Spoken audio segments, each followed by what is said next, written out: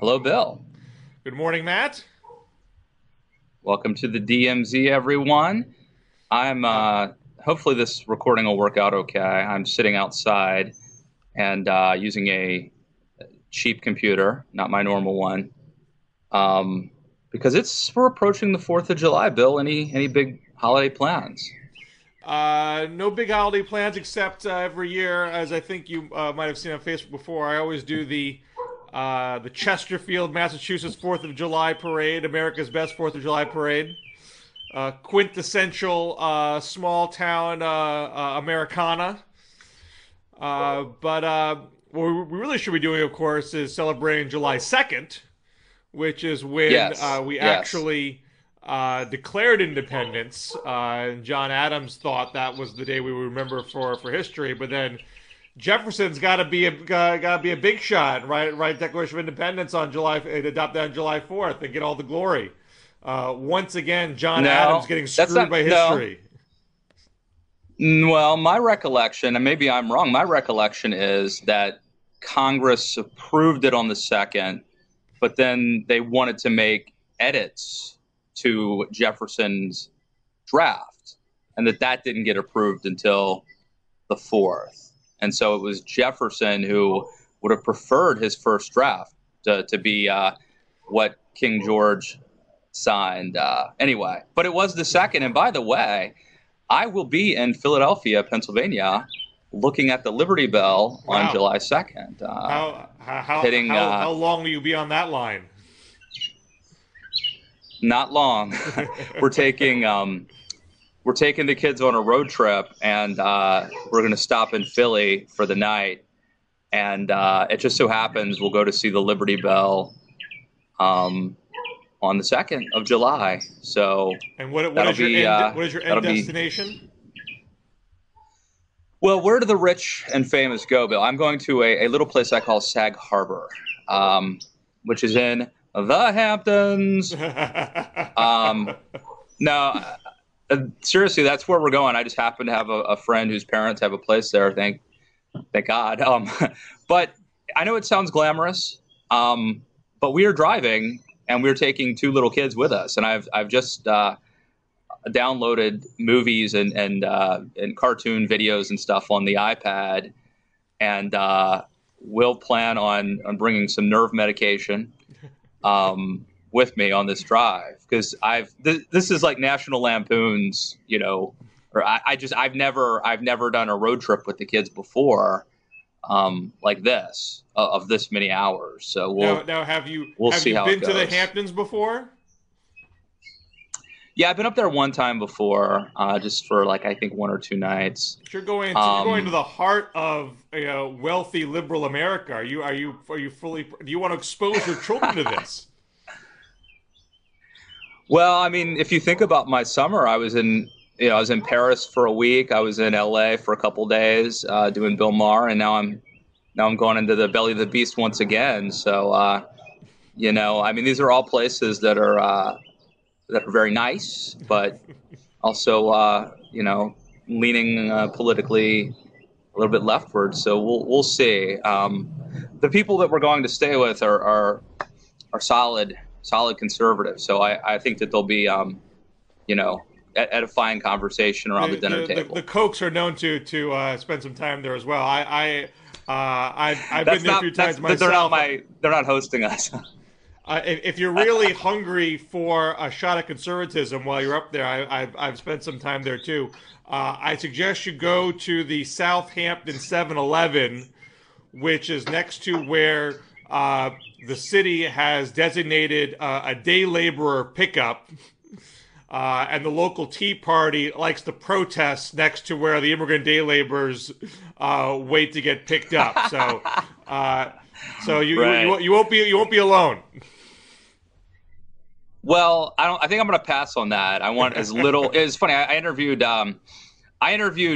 famed and storied Playboy magazine interviewer and profile writer Larry Grabell yesterday for my podcast. Find that on iTunes. And we talked for half hour, 40 minutes about making it in the writing business. He writes fiction. He spent like a month on the island with the Godfather. I'm trying to think of his name right now. Marlon Brando, and became good friends with Pacino, and so we talked about all that. And at the end of the podcast, actually, when the podcast was over, he's like, "I'm glad we didn't talk politics," and I'm like, "Look, you're glad. Politics is the last thing I want to talk. I would much rather talk to you about writing for Playboy magazine. Like, politics is what I have to do, and talk about. I'd much rather talk to somebody interesting about writing and interviewing.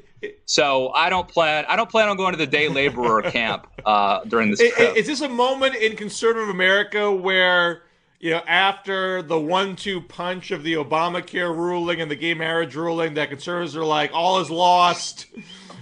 We can't even win when we own the court. America is doomed. Let's just check out. It's not worth it. Remove ourselves from this ungodly sphere of politics and just go enjoy the comforts of life. I think there's a real danger of that, Bill. I mean, we can't go to Canada. That's run by conservatives. Conservatives have been in control of Canadian government for almost 10 years. It's a right-wing paradise. Oh, I don't think so, man. I couldn't take the weather, for one thing. I can't move anywhere northward. It has to. Vancouver weather, very, very, very, very, very reasonable. It's not the tundra. Yeah, it's like Washington State, or it's sort of like being in Seattle, I think, or Portland, probably. It's yeah. But no, what is it? To paraphrase, northward I go by force, southward I'll go by choice. It's not westward for me. It's southwestern is where I want to. I want to live in Austin or Scottsdale or San Diego, basically. Well, because you're really a hippie. That's for me.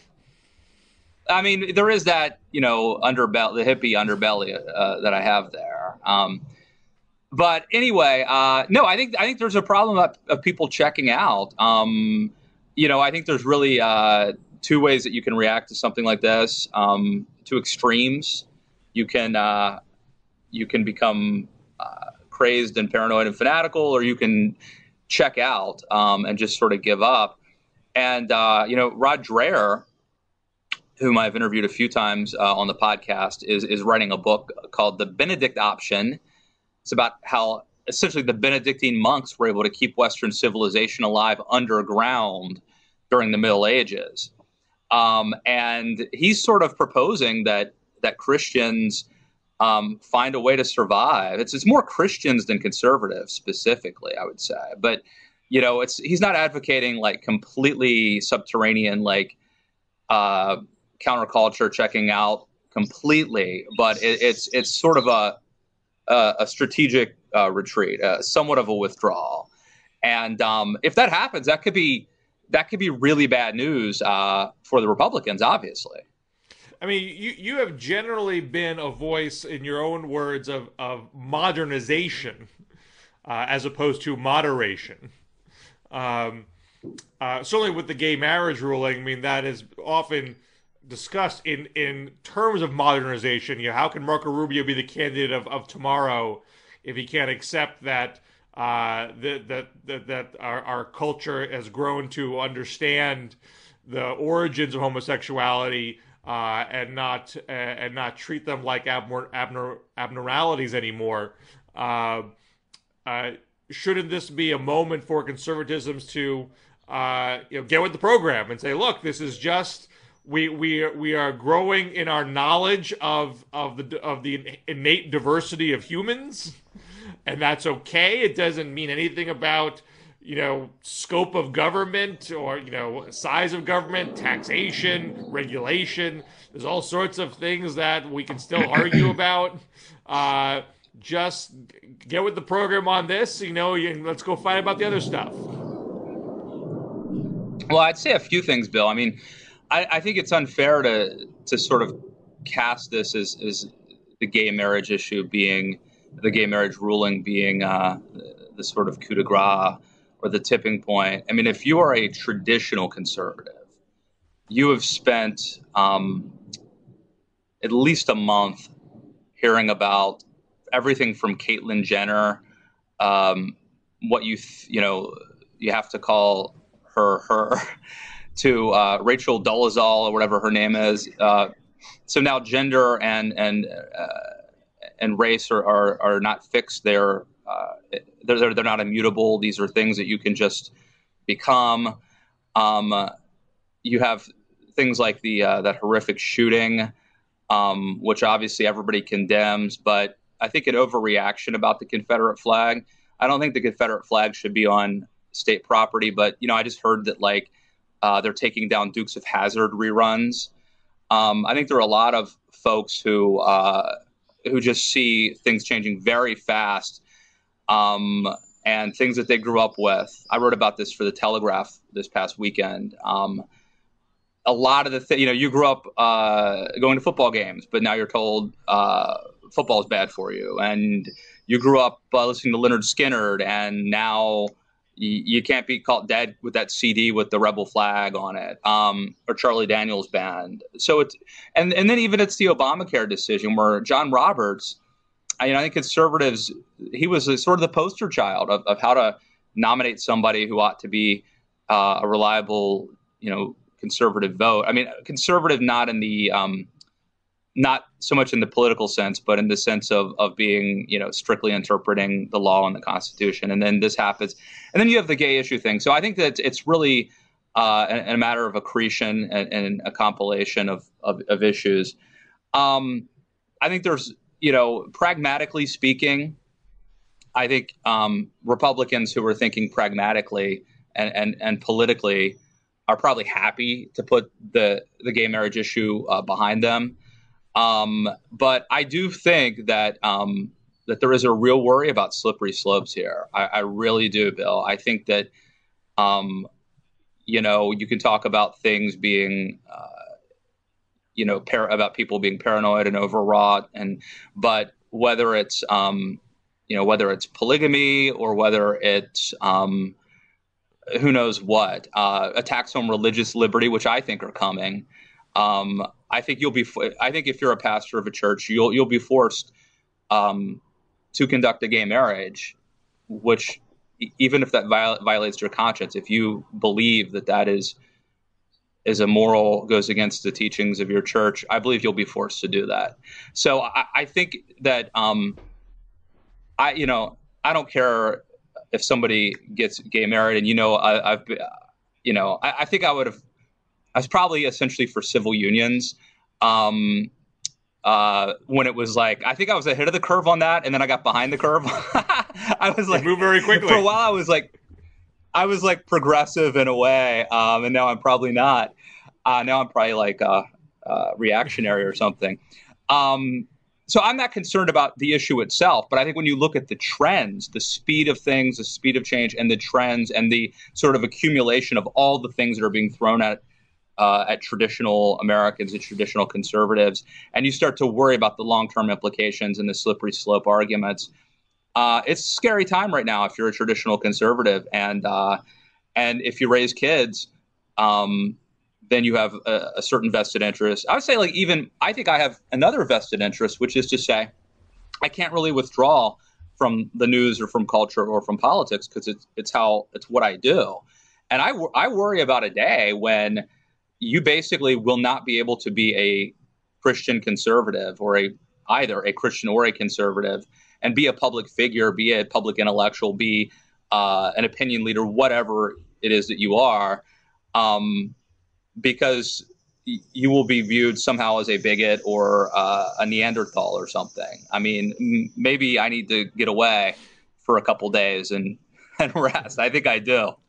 I'm generally not a fan of slippery slope arguments being on this issue or others. I find they're most often slopes don't slip, and the worst scenarios don't come to don't manifest. But I'm curious. I read your piece in the Telegraph, which I want to stress for folks. Was a pretty balanced piece. It talked about both. You interviewed both a African American conservative who was saying how important it was for these Confederate symbols to come down, and how how gratifying that was for her. With what you were just articulating, the how unsettling the scope of cultural change is for other whites, and you weren't really taking sides, between the two in the piece. But it's interesting to me that we've had this.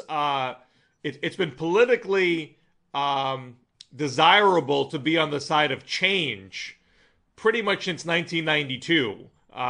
Clinton ran on change, Bush ran on change, Obama ran on change, both Obama and Romney ran on change. Whereas, the notion of change being an inherent good has not always been the case politically. Often people are trying to protect what they have. Warren Harding went on return to normalcy. And there is innately a flip side to change, that it unsettles people who are comfortable with their immediate surroundings. So it's certainly not unusual for there to be a level of backlash to decisions like that, like the gay marriage, like the other cultural things that you're highlighting. But does it behoove conservatives to panic about the slippery slope? Or is it better for them to, as you did, talk to others outside of your own comfort zone who have a different perspective to say, wait a second, yeah, these things might bother me, but I need to take some time to go into the other person's shoes and say, wait a second, someone's been bothered for a very long time about this other stuff, and has been, in many cases, hurt in a very concrete way, and I need to put my own discomfort in a smaller box and think about how this is helping other people. And that's going to maybe enrich my own sense of conservatism and focus on what's really important and what's not important. No, I think absolutely. I talked to, her name's Crystal Wright. She blogs at, I think it's called Conservative Black Chick, is the name of the blog. And she's from Richmond and lives in Washington, D.C. And actually, I had her on my podcast, and that's where I got those quotes from. But, and she was talking about how, like, she goes back home to Richmond and she sees the Confederate flag. And she was talking about the importance of what she tells people is, pretend, just put yourself in my place, or even put yourself in the place of somebody who was a slave or had relatives who were. And I don't think most people go through that intellectual exercise of really putting themselves like, well, if I were, where you stand depends on where you sit sometimes. And if I were the other person, how would I feel and how would I react? And I think that there are a lot of like well-meaning white people who are not racist, but who do view the flag as just something that's been there. To them, it just means tradition. It means their family. It means Lynyrd Skynyrd music or Charlie Daniels Band, or it means, just the South fighting against the Northeastern establishment, the Yankees, the political correctness. I mean, whatever. It's come to symbolize other things, and but a lot of those white folks haven't taken the time to stop to think. But what if I were black? What would when I saw the flag, what would I think? And I think if they went through that exercise, they would. I think there's a compelling reason, clearly, why the flag, why I would not wave the flag, and I would not. It should not be on public property at all. Now, I do think that there's a French Revolution, and I'm not the first to bring this up, sort of thing happening here, where, like I said, the Dukes of Hazzard being like the latest example, pulling that off. Supposedly, I saw that somewhere. If it hasn't happened yet, it probably will. Pulling, the General Lee down off television. And I think that's taking it too far. And I think this is sort of what scares a lot of conservatives about progressives. And that is like, when does it end? Like, when do we get, like, at what point do progressives say, okay, we've now arrived at the perfect level of where we're balancing liberty with virtue, and we're balancing change with maybe allowing people to be comfortable and warm, instead of diving into the pool, sort of, when do progressives ever say, okay, we've now achieved the perfect? It never happens. There will always be another fight. What's after the transgender movement? Who's the next group of people that my kids need to be taught are perfectly normal and perfect and absolutely, should be welcome with open arms into our society. And if you disagree, you need to get with the program. Like it just doesn't end. And I think that's one of the inherent problems with conservatives, is that you're basically always fighting a defensive war. And if you're always fighting a defensive war, compromising, losing a little ground over the course of a long time, you've given up a lot of ground. I'm rambling. Well, it seems to me that conservatism doesn't need to be defined as what group of people do I not have to embrace. I mean, that doesn't have to be the essence of what conservatism is. To the extent that there are people today who are saying, I'm the conservative, I'm the Christian, I'm the one being victimized now, that might have had more currency if those folks were on the front lines fighting for equality for others at some point. If you're only getting upset when the focus is on you, that's not necessarily right. But there's I agree, Bill. But no, I agree. But there's so much hypocrisy on the other side too. Like the ACLU, who defended like the Ku Klux Klan and horrible white supremacists, are now saying that they won't defend religious liberty.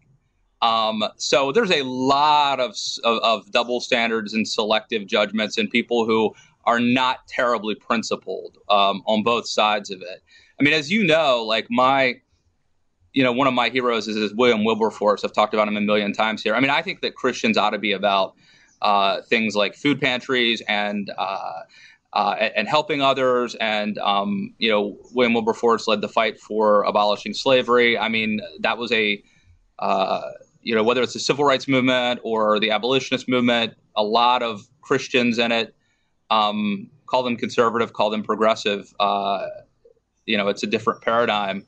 But I think that ought to be, if you are a Christian conservative, that ought to be part of it. But surely, Bill, you would agree that there are certain acts that are, let's not call them deviant, but let's say less than helpful. You would not. There are certain things, certain behaviors that you would not want to encourage in a civilization that you want to flourish. Well, I don't want to encourage. And so polygamy. we make public. Right. Polygamy is a great example. We make public policy decisions based on preferring certain types of ways that we organize and certain things that we want to encourage and even make legal and others. And I do worry that we're basically getting around to the point where, hey, man, whatever you want to do is fine. And I think that has consequences. I thought Jonathan Rauch has a really great essay in Politico magazine today explaining why it isn't a, hop, skip, and a jump from gay marriage to embracing polygamy.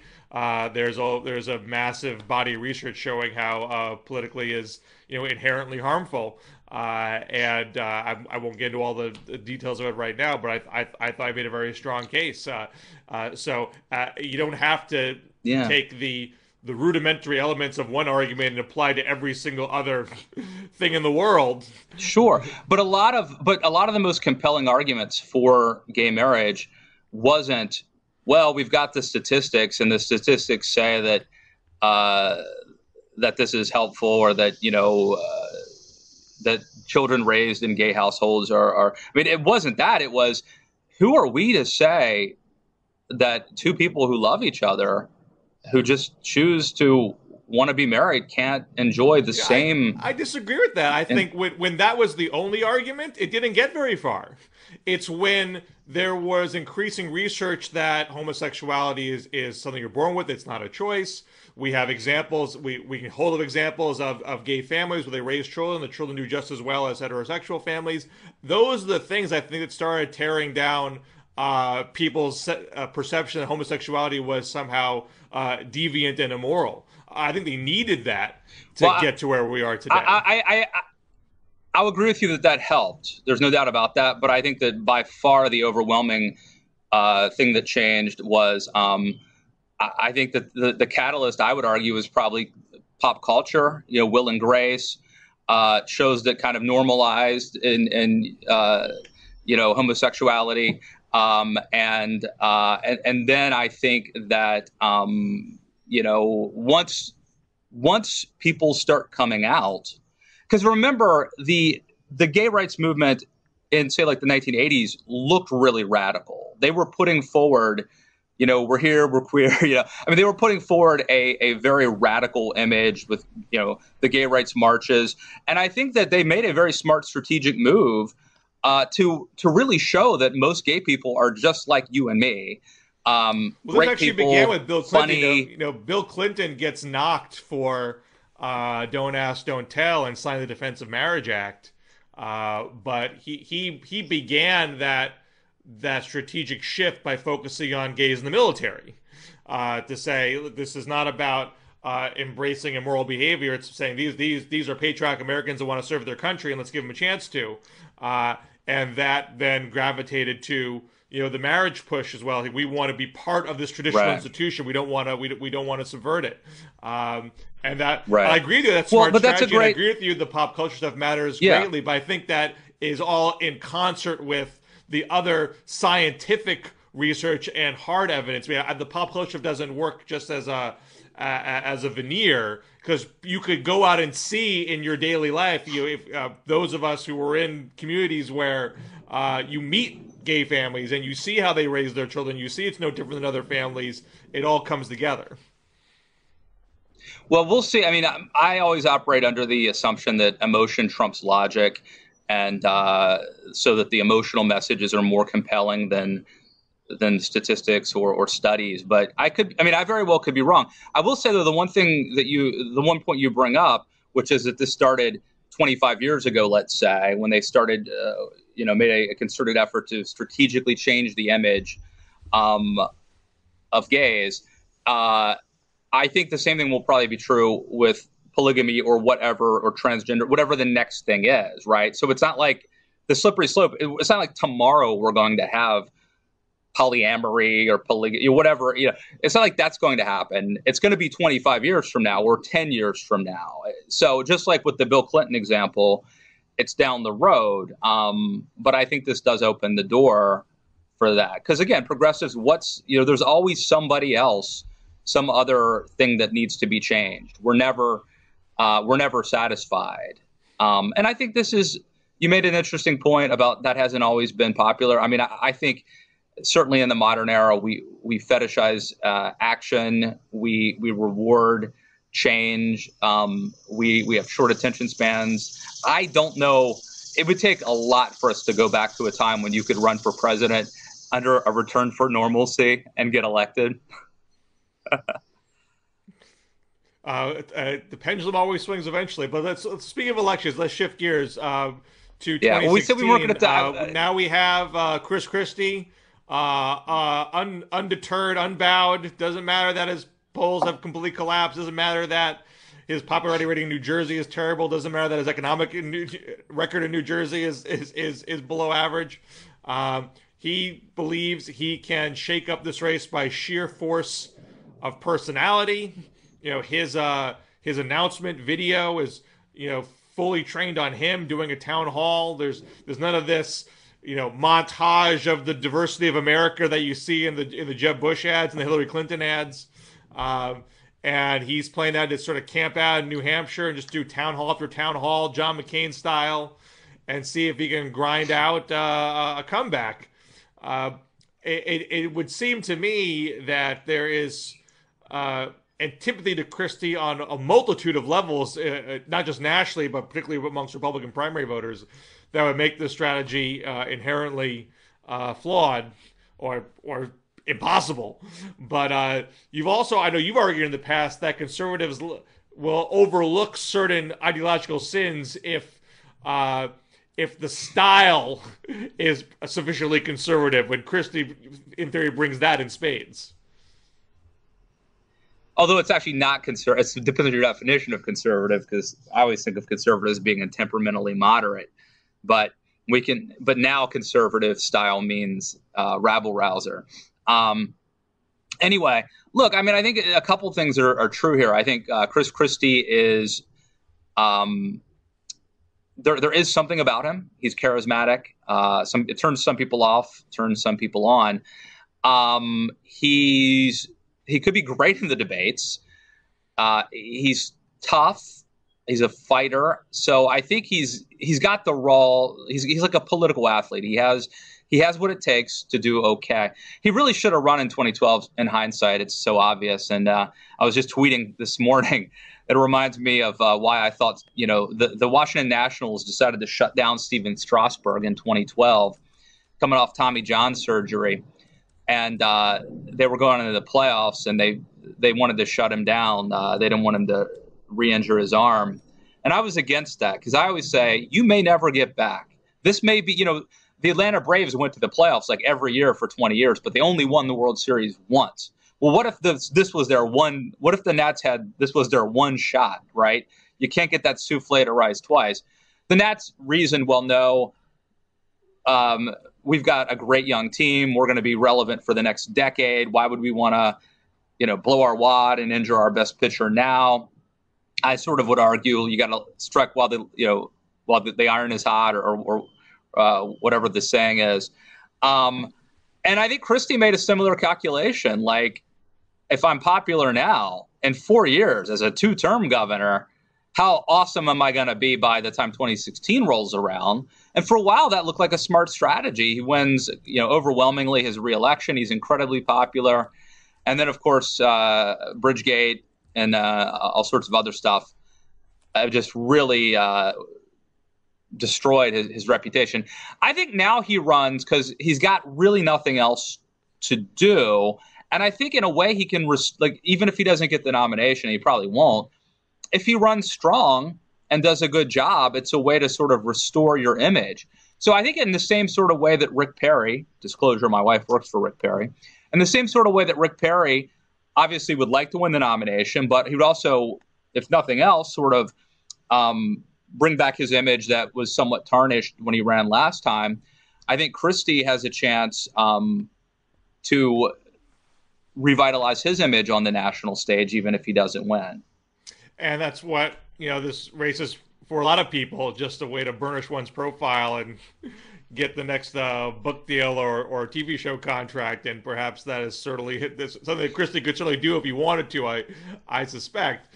But he does seem to have an ego that would not want to just settle for that. I presume he really believes he can actually pull this off. But it just seems to me that, one, being a blustery blowhard doesn't sell in Iowa and New Hampshire.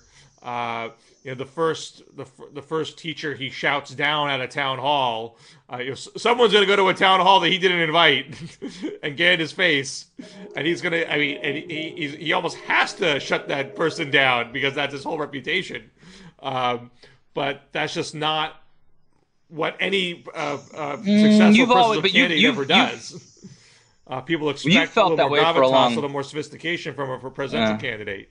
Sorry, were you trying to get in there? No, it's all right. I was trying to shout you down and bluster. It didn't work. You were like Ann Coulter to me, still talking. Right about the time she endorsed Donald Trump for president. Technically it was of the candidates who'd announced. But anyway, no, I was trying to jump in, but no, you've had that opinion of Christie, though. This precedes his troubles. I mean, and I'm not sure you're right. I think you're right, like in a general election. that clearly his style could rub folks, say, in the Midwest the wrong way. Amongst Republican primary voters, I'm not sure that that's true. I think it may still work for him. And I think this is indicative of our changing culture, too. I mean, just like we got done talking about the culture wars and how our culture has changed, I think one of the ways it's changed is that Chris Christie's shtick probably works a lot better today than it might have in the old days, anywhere outside of New York or New Jersey. So I think that we're ruder and and we like, I mean, we like sort of the rudeness now. I think we have more of a tolerance for it. So, well, I mean, to me, like Christie's, this will be a test case. Christie's problem is I'm sorry, go ahead. Well, obviously, Chris is going to test that proposition, but my sense is that even Republican primary voters, at the end of the day, look at the candidates and say to themselves, can I see this person actually being president? Can I see this person stack up well against a strong Democratic candidate? And when you see quote unquote liberal media picking somebody apart, like Sarah Palin, even the diehards say it's not fair, but this person's not going to get fairly treated by the media, and I'm not going to go out on a limb for that person.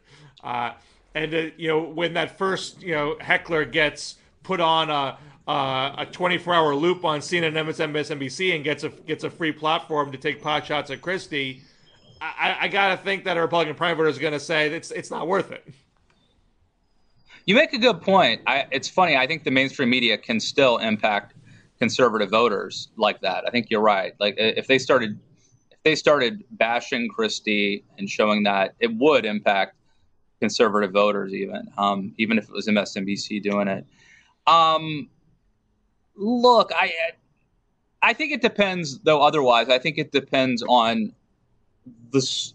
Are people voting? How seriously do people take their votes in a primary? That I don't know. I think that sometimes these early states really take it seriously, and they're really trying to pick the nominee of their party. But sometimes voters make protest votes and vote. So I think it really, like, I'm not sure. Like, I wonder if voters are increasingly viewing this as an entertainment and as I know I sound so cynical and jaded, and it's only because I've grown that way. I wonder if increasingly voters, how seriously they're taking the responsibility that I think that you have. If they're taking it if they're thinking very responsibly, they'll probably vote differently. But I mean, look, I'm among the people who predicts that Donald Trump will do, and then we're going to see him go up in the polls, and after it being fired by NBC or for whatever it is, Teen USA. I don't know what the pageant was that he was. Miss Universe. Or Miss USA. He said this horrible thing about Hispanics, but then he got fired, and I think that Trump will probably go up in the polls. Well, Trump has gotten. Everyone has gotten a bump when they first announced, and that bump has usually faded soon after. Trump has gotten his bump, but because he gets in these scuffles, he stays in the news, and so far at least, he's maintaining about 10%. In national and Iowa, New Hampshire polls, which in this race puts you in second place. Let me tell you something. There are real folks watching. There are real people who support Donald Trump. I was just talking to somebody the other day who's an operative who works for one of the sort of populist conservative candidates. I won't mention the names. There's like 3 or 4 of them. And this operative told me that this operative had been wooing or courting, I don't know if it was a state leader or what, or a national leader. And this person was like, I'm really seriously looking into supporting Donald Trump. So, that's anecdotal, but I've heard it a few times now. Well, real people. When you have over a dozen candidates running, you only need to win, probably 25% to win in Iowa or New Hampshire. And that's happened before with smaller fields where it's been that small a faction putting you in first place.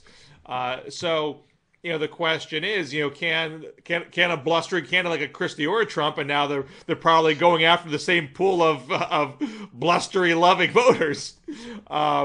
Can you get enough media attention where you can break 20 and put yourself in that top tier? Now, the problem with both of those guys, Trump and Christie, is that they've both taken policy positions in the past that are decidedly not conservative.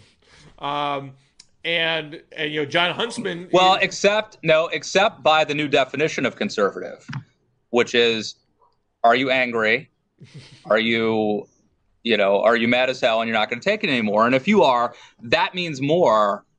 And frankly, I would say in the wake of the past month of all the culture war stuff that's been happening and the Supreme Court decisions, I would think you'll see more of that, where people are like, okay, screw it.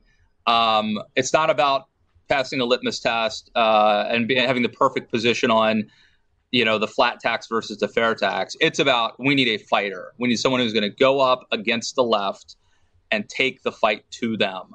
That's the number one criteria. That's the litmus test. So are they a fighter that's or the not? Litmus test, and Christie and Trump put that extra level of pressure on the field to prove that. Yep. Are we back in 2012 Yeah. where the primary process just brings the party farther and farther to the right and makes them unpalatable for a general election? Are you familiar with the term shit show? Because that is what this could turn into. This could get real. It'd be ironic if it's Christie and Trump doing that, because they're probably the most moderate candidates in the race. But they're now trying to prove how badass they are. If moderate means the fact that they, you get on the list of things that conservatives ought to believe in. And by the way, Donald Trump gave money to like Hillary Clinton and Nancy Pelosi but what matters now is stopping. It's deporting immigrants and standing up to Obama, and that's really what matters. Your position on fast track authority is really academic. In fact, being against it probably makes you the better conservative in today's world, even though that goes against everything we know about modern free market economics. So what's down is up. As Al Gore said, what's up is down. Well, they've got it right side up. Is there an opportunity? So anyway, yeah, it's a weird world. Is there an opportunity for a more genteel candidate like a Jeb Bush or a Marco Rubio or even a John Kasich or a Lindsey Graham to stand up to a Trump or Christie and say, look, I'm not going to let you define this party by your anger. I'm not going to let you drag this party down to the gutters. Is anyone have the moxie to take it to them and try to claim the party as a party that is a serious party? Well, here's somebody may have to do that. Remember, I think it was during the Democratic nomination, Joe Lieberman decided he had to go after Howard Dean, maybe. Yeah, At some point, you decide somebody has to do it, right? And somebody finally does it. And that may happen here. But look, when you wrestle with a pig in the mud, you're going to get, what's the saying? You're going to get muddy and the pig likes it. If you it is very, very difficult as a thoughtful, serious conservative to engage in a fight against someone who is a showman. Trust me, I've tried it. Nuance and thoughtful discussion don't tend to work that well in what we now call debates, which are really shout fests. And so it would be very interesting to see how would a Rubio or a Bush fare in a fight against people who love fighting. I would not want to go up against Christie. I can say that. Whether you're right or wrong, I think Christie is smart, sharp, fast, and he likes to brawl, man. He likes Although it. Christie has not had to do a debate with 12 other candidates. Few have. Few haven't had to deal with that, or I should say, be 9 others, because they'll have a cutoff. It's unusual for and everybody. He could get ganged up on. Christie, the variables Christie's are particularly comfortable when it's his microphone. He owns it. He commands the full stage. I paid for this microphone. I'm sorry? I paid for this microphone. Right. I mean, he hasn't been accustomed to having to fight for time, and then put up with someone actually criticizing him directly who has an equivalent an equivalent platform as him. You know, he gets to shout somebody down. He won't get to shout somebody down on a debate stage. So he better do some serious debate prep because if you're going to run your personality, you really got to shine in that kind of environment. If he comes out kind of wishy-washy, or if he just gets pawned in these debates, that's it for him. No, but he may be able to shout people down. And if he gets into a one-on-one with somebody, I bet you the moderators let it go. They love it. That's good TV. The rules go out the window. So he may, but look, you're right. The variables, you have to wait 15 minutes before you get to say your next line, and 10 people in a debate. I mean, it's hard to say how it shakes out. I will say this, though, Bill, speaking to your larger point, I think that the political environment is huge. And there are moments when I think people will be like, you know what? We need somebody who is going to make conservatism look smart again, look serious again. And if that's the moment that we're having when people go to the polls, they'll vote probably for Rubio or Jeb, let's say, and maybe some others.